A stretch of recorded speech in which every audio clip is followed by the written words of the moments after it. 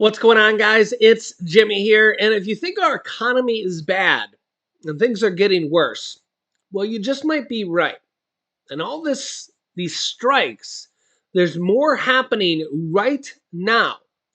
Take a look here, and this will ultimately lead to higher prices and higher wages for hundreds of thousands of workers. Take a look. First, happening this week, Walgreens employees plan walkout this week over what they call miserable working conditions. That's right. Let me know if this is happening here in your Walgreens because hundreds of pharmacists and other employees at one of the country's largest drugstore chains, Walgreens, could walk out of the job starting this week to protest what they say are increasingly miserable working conditions. Saying, quote, "We don't believe that Walgreens is allowing us to give our patients safe care on a daily basis." At issue is working conditions for those in the pharmacy section of Walgreens. In particular, pharmacists complain they are being asked to juggle too many responsibilities. Asked not just to fill prescriptions, but to provide flu shots and other vaccines. Honestly, though, that is not just Walgreens. I know that CVS does that as well. I don't know if it's just if they don't have enough help there at Walgreens. I know CVS does that as well. You guys can let me know your thoughts.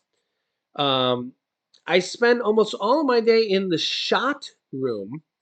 And if I'm not in the shot room, I'm filling prescriptions because we're so behind. The planned walkouts are also reported by, this is CNN, Fox News. Again, it doesn't really matter where the source is coming from. You guys can let me know your thoughts on this. But these are set to take place October 9th through 11th. It comes after similar actions last month at CVS stores, where pharmacists likewise complain that staffing cuts have left them overburdened. Walgreens operates nearly 9,000 stores in the U.S. This comes after over 75,000 workers from Kaiser Permanente striked. They ended the strike without resolution and are prepared to strike again. So look for that. Ultimately, all these strikes are going to raise costs one way or another. The UAW, United Auto Workers strike, still going on. 4,000 more United Auto Workers now go on strike after rejecting yet another deal, now with Mack truck workers. Again, this will ultimately lead to higher costs with cars, trucks, SUVs, batteries, and more. And this is with the average car payment being $725 a month. This has been going on for quite a while now. Take a listen. The president of the United Auto Workers says there's still a long way to go before the union reaches a possible deal with car maker Ford, despite Ford saying earlier in the day that the two sides were making significant progress. While the union chief says they are far apart on core economic proposals around wage increases, retirement, health care, job security amid the industry's transition to electric vehicles. Well, the UAW again expanded its strike against GM and Ford on Friday, with thousands more workers joining the picket lines at factories in Illinois and Michigan. And so nothing's changed from day one of where we stand and what we expect. You know, it's unfortunate the companies chose to wait almost 7 weeks to get serious about bargaining. They've put themselves in this position. So, you know, no, expectations haven't changed. Our demands haven't changed. And, you know, we're bargaining hard. We've been there every day. Well, meanwhile, the union says negotiations are progressing with Stellantis. In total, more than 25,000 workers are striking across all three automakers. All this is going to cause significant strain to consumers, workers, our economy, one way or another.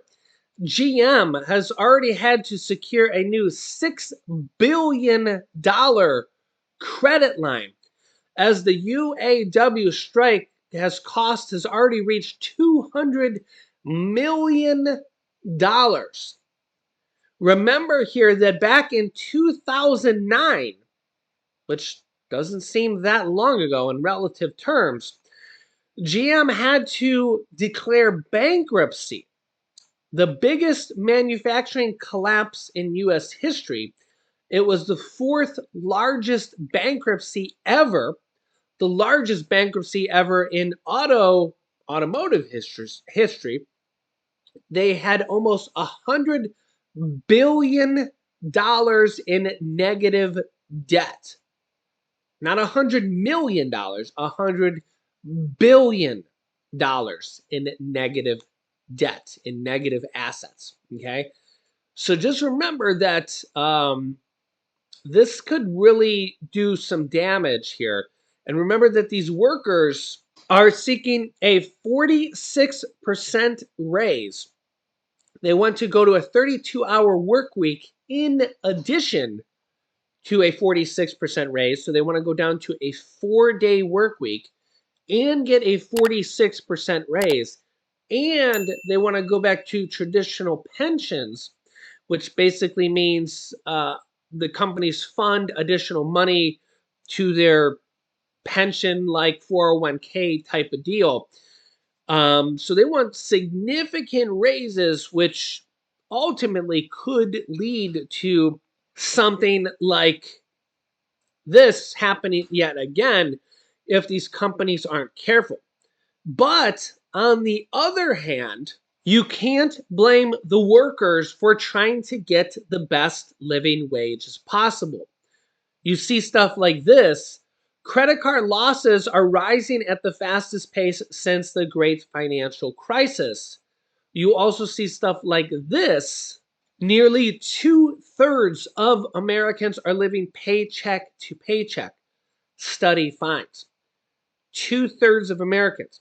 How are you supposed to save for a home or buy a car that costs $725 a month, put your kids to school, put your kids to college, buy diapers for your kids when you're living paycheck to paycheck? And inflation is at a 40-year high.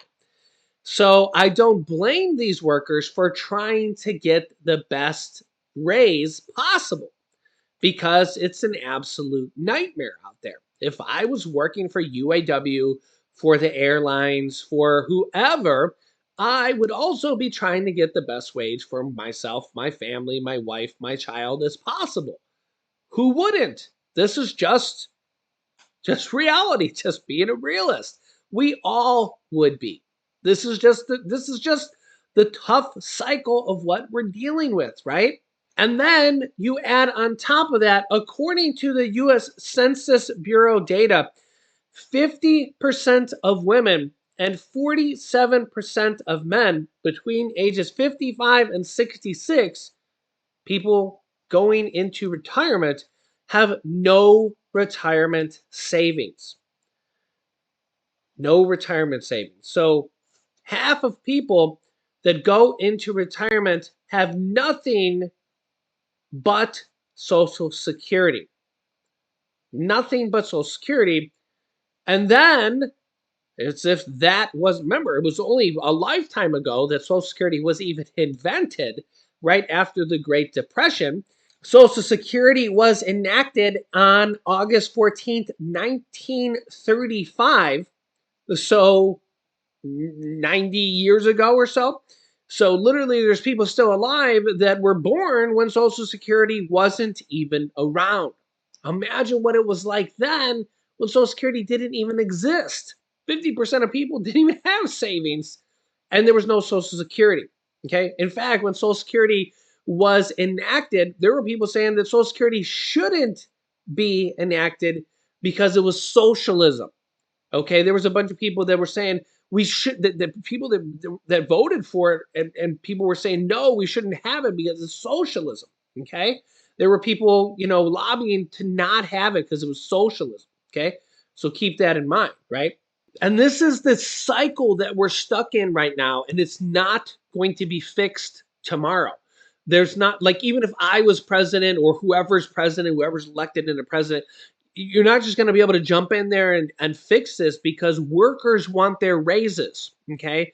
Workers and unions are going to jump in there. And remember, the auto workers, they jump in there, and every 4 years, they want their next raise. Okay. So even if the auto workers, whatever they end up getting, they're already guaranteed like a 21% raise. That's already what's there offered on the table. So they're already going to get at least a 21% raise. Just take this as an example. The airline pilots got a 46% raise. Okay.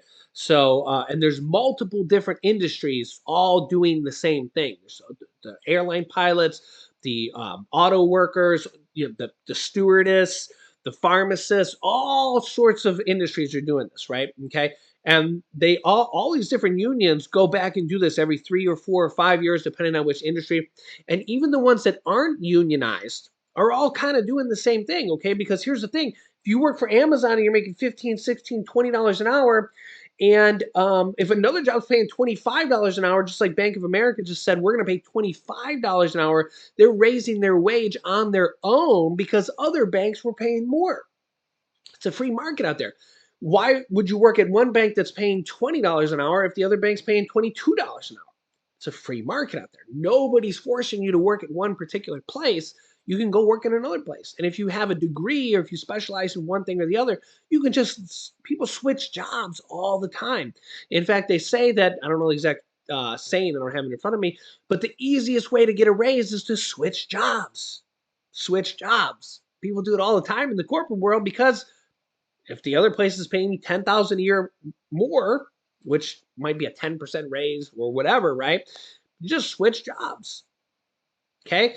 And companies know this, especially large companies who have to have a large workforce. They have to pay more, because if they don't, they start losing people. They can't hire people. It's a free market out there. You're not forced to work at any one particular place. You can simply switch jobs. So, and that's why, like, even if I was elected president, or Trump or Biden, or, DeSantis, or Gavin Newsom, or anybody who, if you're just jumping there as president, you're not going to fix this cycle immediately, because workers want their big raises because they need them. Okay. And companies are going to have to raise prices because workers want their big raises. And this cycle is going to keep going and going and going for a while. It's not going to fix itself in the near term. So let me know your thoughts here in the comments. I'll keep you up to date. If you haven't yet, make sure to like and share these videos down below so people kind of hear this. A lot of people don't really kind of see this stuff and think this stuff through. Let me know your thoughts in the comments. If you haven't yet, subscribe down below. Click the bell icon so you don't miss out on any new videos. Click here to see what Putin just did. He detonated a nuclear-capable missile. You can see that here in this video. Or click here to see the U.S. moving an aircraft carrier fleet to Israel. So click on one of those videos next. Thanks for watching, guys, and I'll see you in the next video.